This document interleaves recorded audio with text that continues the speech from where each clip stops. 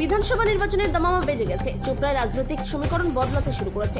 বুধবার তৃণমূলে বড়সড় ভাঙন ধরালো জাতীয় কংগ্রেস। তৃণমূল কংগ্রেসের ব্লক সহসভাপতি জাকির আবেদিনের নেতৃত্বে শাসক দলের এক ঝাঁক নেতাকর্মী এদিন হাত শিবিরে সামিল হলেন।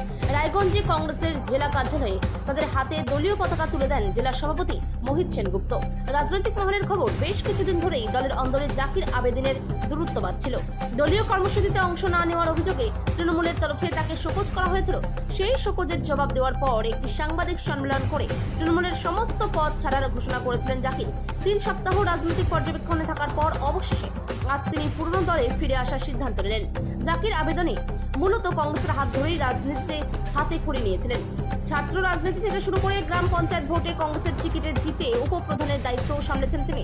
পরবর্তীতে তৃণমূলে যোগ দিয়ে চোপড়া পঞ্চায়েত সমিতির সহকারী সভাপতির মতো গুরুত্বপূর্ণ পদ সামলান। বিধানসভা নির্বাচনের প্রাক্কালে তার এই দলবদল চোপড়ায় তৃণমূলের জন্য বড় অস্বস্তির কারণ হয়ে দাঁড়ালো। এদিনের এই যোগদান কর্মসূচিতে উচ্ছ্বসিত ব্লক কংগ্রেস নেতৃত্ব। মোহাম্মদ মসিরুদ্দিন। আপনি কি পদে ছিলেন, কোন দলে? আমি চোপড়া ব্লক কংগ্রেসের সভাপতি। আচ্ছা, আপনার নেতৃত্বে আজকে জেলা সভাপতি বললো যে অনেক লোক যোগদান করবে, কি বলবেন? দেখুন, এই যোগদান তো আমাদের চোপড়ায় হতে আছে। আজকে একটু মেগা জয়নি, যেখানে গ্রাম পঞ্চায়েত সদস্য, যেখানে চোপড়া ব্লকের ভাইস প্রেসিডেন্ট, যেখানে চোপড়া ব্লকের কোর কমিটির সদস্য, আর পঞ্চায়েত সমিতিরও মেম্বার জয়েন করবে, গ্রাম পঞ্চায়েতের মেম্বার আরও জয়েন করবে। সেক্ষেত্রে আজকে একজন মেম্বার আসছে গ্রাম পঞ্চায়েত থেকে, এবং কোর কমিটি, তৃণমূলের কোর কমিটির সদস্য আছে, এবং তৃণমূলের ভাইস প্রেসিডেন্ট আছে আমাদের ব্লকের। সেক্ষেত্রে মেগা জয়নিংয়ের মাধ্যমে আজকে 100 লোক প্রায় জয়নিং করেছে। তার জন্য দেখছি আমাদের জেলা সভাপতির হাত ধরে যদি জয়নিং করে সেটা ভালো। এক সময় দেখা গেছে আপনাকে কংগ্রেসের ব্লক সভাপতি থাকাকালীন আপনাকে জেলে যেতে হয়েছে। আজ তৃণমূল থেকে তো অনেক লোক যোগদান হচ্ছে, কি বলবেন? বিষয়টা দেখুন, তৃণমূলের যে সন্ত্রাস চোপড়ায় আপনারা দেখেছেন, আমাকে নিরপরাধে আমাকে জেল খাটতে হয়েছে। দোকানপাট আমার বন্ধ করে দিয়েছিল। আমরা সেটা করতে হবে। তৃণমূলের অস্তিত্ব চোপড়ায় নেই। যে যাই বলুক না কেন, ওখানে শুধু সন্ত্রাসটা আছে, মানুষ তাদের পিছনে নেই। আপনার প্র্যাকটিক্যাল ভিতরে গিয়ে দেখবেন, মানুষ তাদের পিছনে নেই।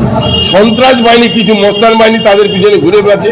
দেখবেন একটা পঞ্চায়েতের মেম্বার নিজের ভোটটা নিজে দেয়নি, ওখানে পঞ্চায়েত সমিতির মেম্বার একটা নিজের ভোটটা নিজে দেয়, তারা আবার সব কিছু করছে।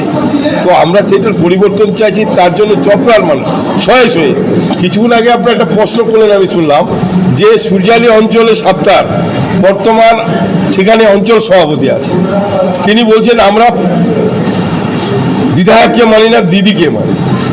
সেখানে কি অবস্থা হতে পারে? সেখানে তৃণমূলের কি অবস্থা আছে? শুধু ওই জায়গাটা নেই, চোপড়া ব্লকের প্রত্যেকটা অঞ্চলে তৃণমূলের অস্তিত্ব বিলীন হয়ে যাচ্ছে। প্রত্যেক দিন মাটি ক্ষয় হয়ে যাচ্ছে। আজকে চোপড়ার মানুষ হতাশাগ্রস্ত হয়ে গেছে। চোপড়ার মানুষ বিকল্প খুঁজতেছে, তার জন্য বিকল্প হিসাবে জাতীয় কংগ্রেস ওখানে দাঁড়িয়ে আছে। আমরা চেষ্টা করবো চোপড়াকে ঢাকি সহ বিসর্জন দেওয়ার জন্য। চোপড়া থেকে প্রার্থী তো আমরা 3-4 জনের নাম পাঠাইছি। আমার নাম আছে, অশোক রায়ের নাম আছে, জাকির হোসেনের নাম আছে, জাকির আবেদন।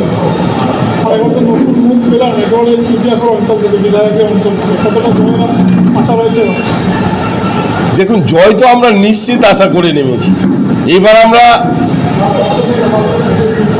এবার আমরা লড়াই করবো, লড়াইয়ের মাঠে আমরা দেখব। এবার ছাপ্পা হবে না, ছাপ্পায় ভোটে জিততো, তো এবার ছাপ্পা হবে না। এবার দেখবেন মানুষ শির দ্বারা উঁচু করে ভোট দিবে। মানুষ এবার বুঝতে হবে। কারণ যে দেখলেন গ্রাম পঞ্চায়েত নির্বাচন, এটা কথা বলতে হয়, গত গ্রাম পঞ্চায়েত নির্বাচনে তৃণমূল কারো কাছে ভোটের কাছে যায়, ওরা বম বন্দুক রাস্তায় দাঁড়িয়ে পুলিশের সহযোগিতা নিয়ে নমিনেশন ফাইল করতে যাতে না পারে খুন করে দিয়েছিল মানুষকে, রক্তক্ষয়ী সন্ত্রাস করেছিল। আজকে মানুষের দ্বারে দ্বারে মমতা ব্যানার্জির যে সুনামধন্য বিধায়ক আছে হামিদুর রহমানের পত্নী, হামিদুর রহমানের ছেলে বাড়ি বাড়ি গিয়ে ভোট কালেকশন করতে হচ্ছে। বর্তমান বাড়ি বাড়ি গিয়ে ভোট কালেকশন করতে হচ্ছে। তাহলে গ্রাম পঞ্চায়েত নির্বাচনে একটা দিন কারো ভোটের কথা বললো না কেন? দেখুন সন্ত্রাসটা কত পর্যায়ে ছিল, এবার মানুষের কাছে দিতে হচ্ছে, এইটাই পরিবর্তন। দেখুন যোগদান থেকে আমি চোপড়াবাসীকে বলবো আগামী দিন যোগদানের ধারা অব্যাহত থাকবে, কিন্তু চোপড়ায় এরকম ব্যাপার নাই কয়েকদিন আগে হয়েছে, আজকে হচ্ছে, আর এক সপ্তাহের মধ্যে আরো বড় ধরনের জয়েনিং সভা হবে চোপড়ায়, দাদাকেও যেতে হবে, অব্যাহত থাকবে। তো আমি বলবো চোপড়ায় তৃণমূলের অস্তিত্ব বিলীন হয়েছে, রাজ্যে তৃণমূল ক্ষমতায় আসবে না, এবার শিওর আছে রাজ্যে তৃণমূল ক্ষমতায় আসবে না। আপনারা শান্তিপূর্ণ মানুষ যারা আছে তাদেরকে আমরা জাতীয় কংগ্রেসে যোগদান করার জন্য আহ্বান করব।